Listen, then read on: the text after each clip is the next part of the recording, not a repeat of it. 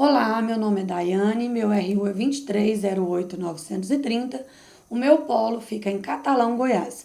Estou cursando licenciatura em Pedagogia na Faculdade Uninter. O meu estágio supervisionado é o estágio do ensino médio e eu estou fazendo ele na modalidade extensão. O tema do meu trabalho é tecnologia, comunicação e a importância da tecnologia no meio educacional. Os objetivos deste trabalho são expor o desenvolvimento tecnológico dos computadores na sociedade, refletir sobre a importância da tecnologia nas nossas vidas como meio de informação e comunicação e perceber a importância da tecnologia no meio educacional. História e evolução dos computadores. A palavra computador vem do verbo computar, que por sua vez significa calcular. Dessa forma, entende-se que o computador foi inventado para solucionar problemas matemáticos que têm necessidade de maior rapidez e precisão dos cálculos. Logo, podemos pensar que a criação de computadores começa na Idade Antiga, já que a relação de contar já intrigava os homens. História dos computadores.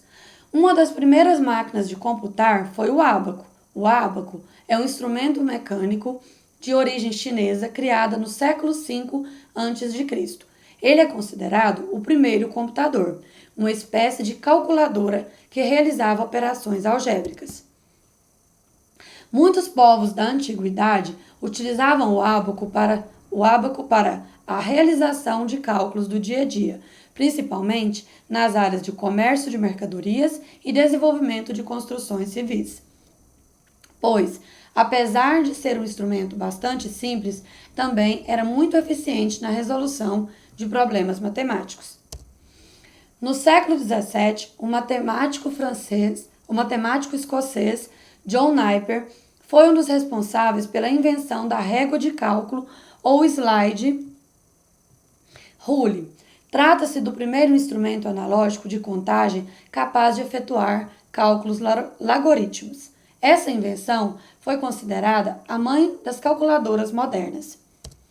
Por volta de 1640, o matemático francês Blaise Pascal inventou a primeira máquina de calcular automática, uma engenhosa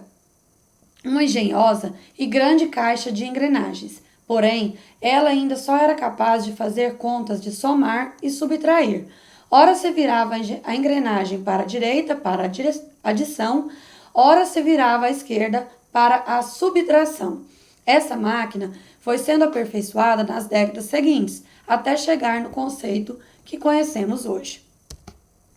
A primeira calculadora capaz de efetuar os 4 principais cálculos matemáticos foi criada por Grothendieck.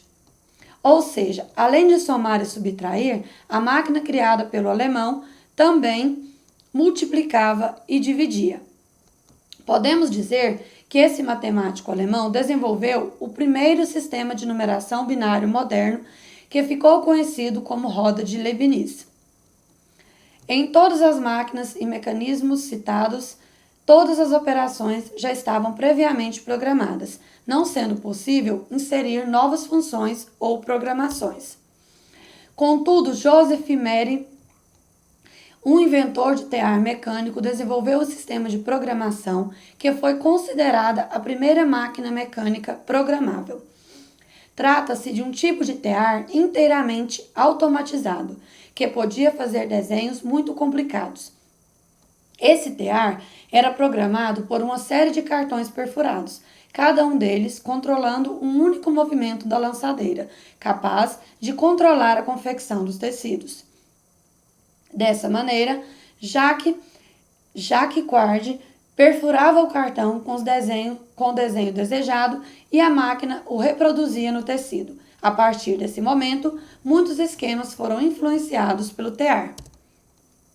George Boole, entre 1815 e 1864, foi um dos fundadores da lógica matemática. Essa nova área da matemática se tornou uma poderosa ferramenta no projeto e estudo de circuitos eletrônicos e arquitetura de computadores. Já no século XIX, o matemático inglês Charles Babbage criou uma máquina analítica. A estrutura lógica da máquina analítica era essencialmente a mesma que dominou o design de computadores na era eletrônica, ou seja, é comparada com o computador atual, com memória e programas. Assim, as máquinas de computar foram cada vez mais incluindo a variedade de cálculos matemáticos como adição, subtração, divisão, multiplicação, raiz quadrada, logaritmos e etc.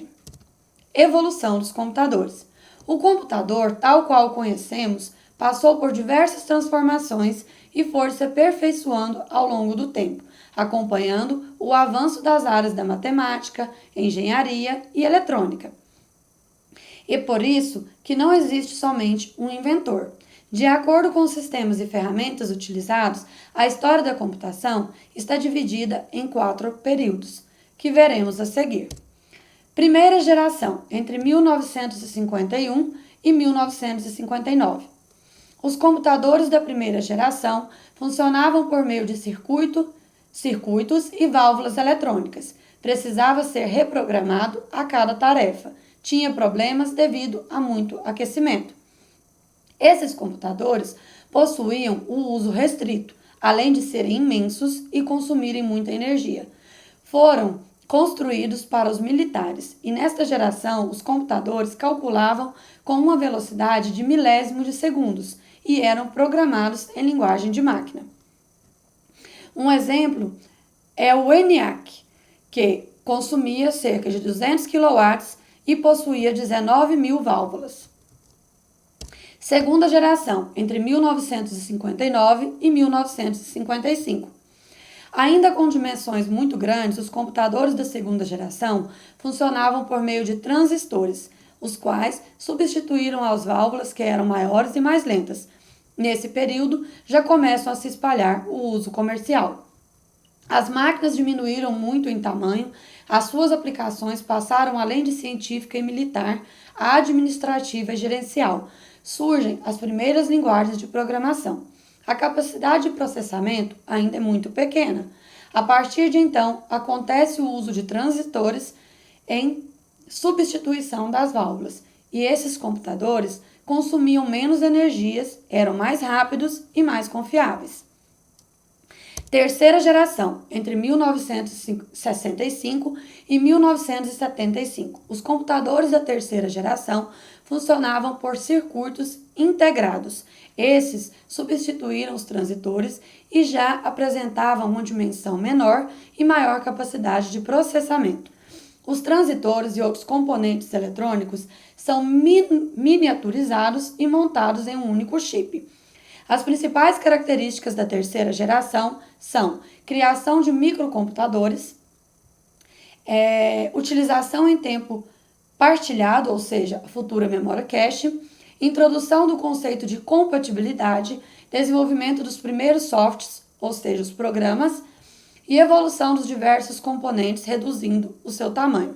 Foi nesse período que os chips foram criados e a utilização de computadores pessoais começou. Quarta geração, entre 1975 até os dias atuais. Com o desenvolvimento da tecnologia da informação, os computadores diminuem de tamanho, aumentam a velocidade e a capacidade de processamento de dados. Esta geração de computadores ficou marcada, sobretudo, pela introdução dos microprocessadores e do desenvolvimento e generalização dos computadores pessoais.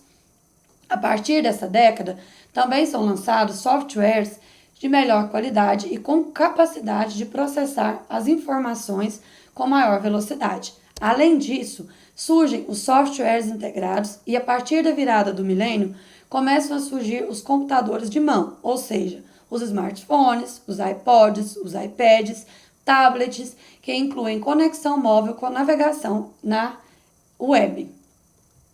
Segundo a classificação acima, nós percebemos a quarta geração, nós pertencemos à quarta geração dos computadores.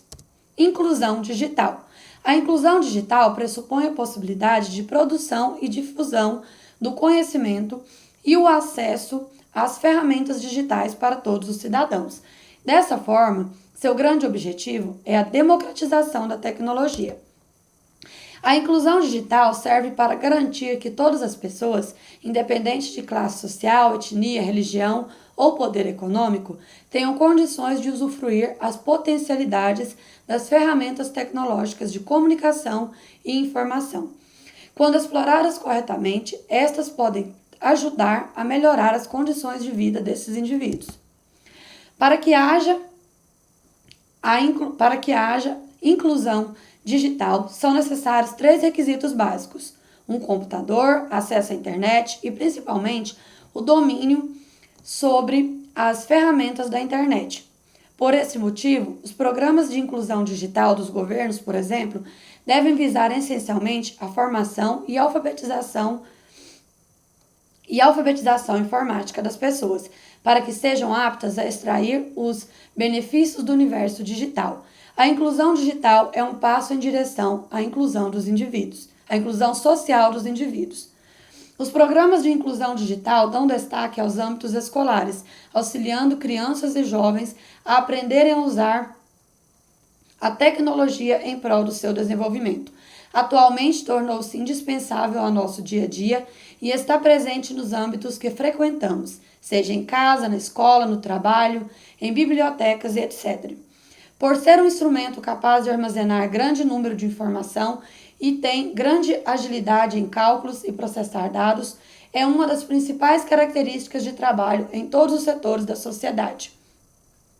Hoje em dia, o uso do computador é de suma importância na sociedade, sendo aplicado em todas as áreas: medicina, educação, agricultura, engenharia, dentre outras. É usado também em cadastros médicos, construção de edifícios e equipamentos de alta sofisticação, indispensáveis na ciência moderna.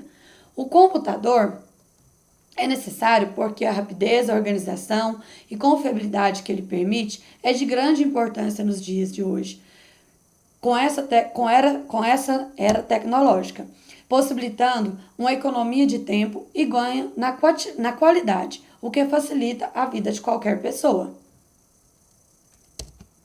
A importância da tecnologia no meio educacional. O uso da tecnologia como ferramenta de ensino traz diversas possibilidades para os professores e para a educação de forma geral, possibilitando o aprendizado e aumentando o interesse por parte dos alunos. Quando falamos de inovações no ensino, focamos na convergência entre conteúdo e novos meios de interação. O papel do professor se alterna de fonte máxima de conhecimento para facilitador do processo de aprendizagem, usando as inovações como ferramenta para agregar e atrair a atenção dos seus alunos. A tecnologia está em toda parte, notória a todos, por mais que uma boa parte da população ainda não tenha acesso às tais tecnologias.